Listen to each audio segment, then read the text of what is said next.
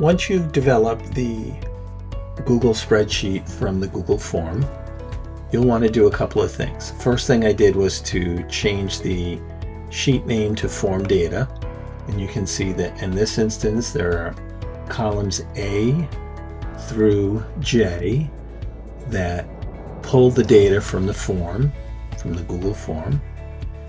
And then what I've done is I don't want to work in this part of the Google Sheet at all. I wanted to create a new sheet with the name merge data because that's where I want all of the information to be pulled from.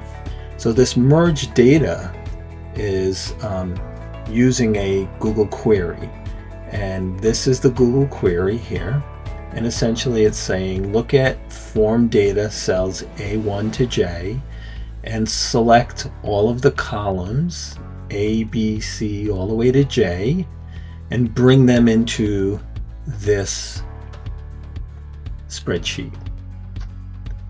And then what we'd like you to do next is to label column F session 1 date, column G session 2 date, and column H session 3 date. And then this comma 1 means to bring in the headers into the sheet. So if I take this query out, you'll see that all of that information is gone.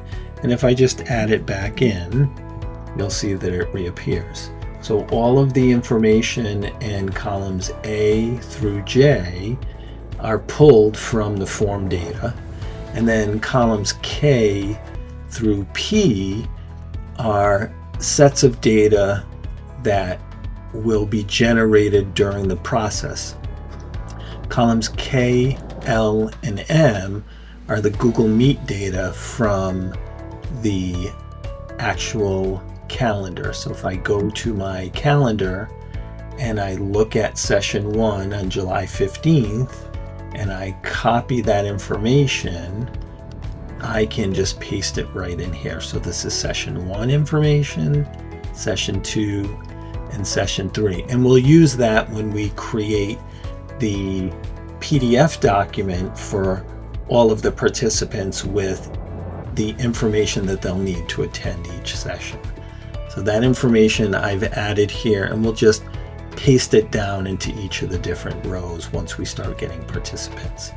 So this is the next step in the process to help us maximize the use of a Google script.